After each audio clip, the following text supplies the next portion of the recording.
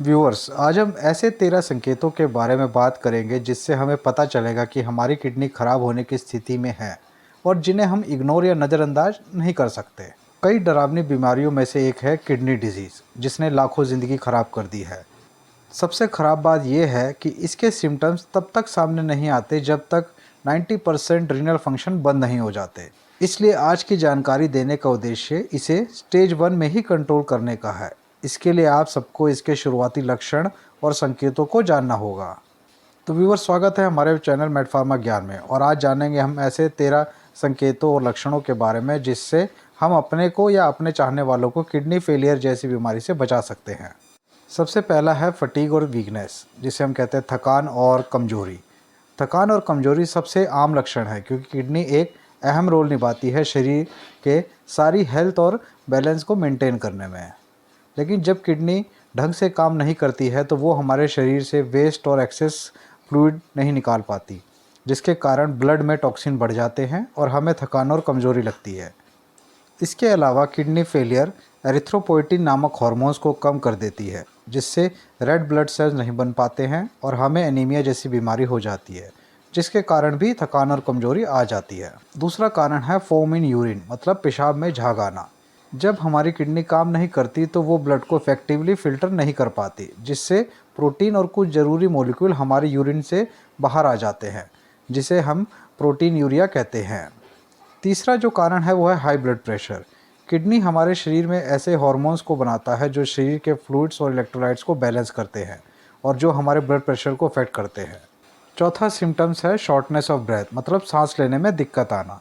Kidney failure की वजह से हमें सांस लेने में दिक्कत आ सकती है क्योंकि हमारे खून में टॉक्सिन्स की मात्रा बढ़ जाती है और ये टॉक्सिन अमोनिया में बदल जाते हैं, जिससे कन्फ्यूजन, सिर दर्द और सांस लेने में दिक्कत जैसी प्रॉब्लम आ जाती है। पांचवा सिम्टम्स है परसिस्टेंट बैड ब्रीथ, लगातार मुंह से बदबू आना। किडनी के ढंग से काम ना करने के कारण हमारे शरीर में वेस्ट प्रोडक्ट और टॉक्सिन्स का लेवल बढ़ जाता है जो अमोनिया में बदल जाता है और इसी अमोनिया के कारण मुंह से लगातार बदबू आती है। छठा सिम्टम्स है लैक ऑफ कंसंट्रेशन, मतलब किसी चीज़ में ध्यान लगाना मुश्किल हो जाता है। ऐसा इसलिए होता है कि जब किडनी के काम ना करने की वजह से वेस्ट प्रोडक्ट और टॉक्सिन हमारे ब्लड में ज़्यादा देर तक घूमने लगते हैं, जिससे कई बार ये हमारे ब्रेन तक चले जाते हैं और हमारे लिए ध्यान लगाना मुश्किल हो जाता है। अब सातवां जो कारण है वो है difficulty in sleep. Kidney hormones को रेगुलेट करने में अहम रोल अदा करता है और जब वो फेल हो जाते हैं तो हॉर्मोन्स इम्बैलेंस हो जाते हैं, जैसे रेनिन और एरिथ्रोपोइटिन, जिससे इंसोम्निया हो जाता है।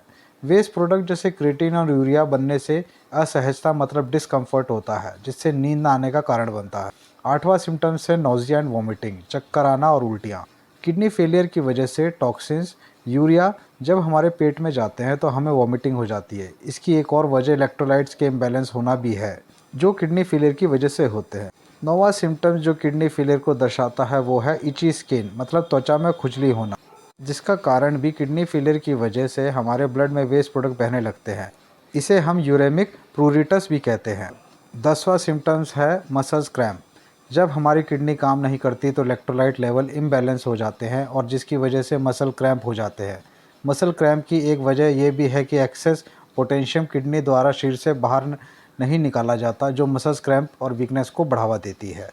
11वां सिम्टम्स है swelling in the legs, ankles and feet, मतलब पैरों में, घुटनों में और टांगों में स्वेलिंग आ जानी, सूजन आ जानी। किडनी फेलियर की वजह से हमारे शरीर में फ्लूइड्स का लेवल बढ़ जाता है और टांगों, घुटने और पैरों में सूजन पैदा करती है। 12वां सिम्टम्स है फ्रीक्वेंट यूरिनेशन, मतलब बार बार पेशाब आना, जो कि ज़्यादा फ्लूइड के कारण होता है, जिससे हमें लगता है कि बार बार पेशाब आ रहा है। 13वां सिम्टम्स हैं pain in the kidney area, मतलब किडनी में दर्द होना, जिसके साथ बुखार, ठंड लगना, चक्कर आना और उल्टियाँ जैसी समस्याएं उत्पन्न हो जाती है। तो अगर आपको किडनी एरिया में दर्द होना शुरू हो तो तुरंत अपने डॉक्टर की सलाह लें। तो व्यूवर्स, अगर आपको बताए गए सिम्टम में से कोई महसूस हो तो घबराएं नहीं, परंतु उन्हें नज़रअंदाज भी ना करें। अगर आपको वीडियो अच्छी लगी हो तो हमारे चैनल को सब्सक्राइब करें।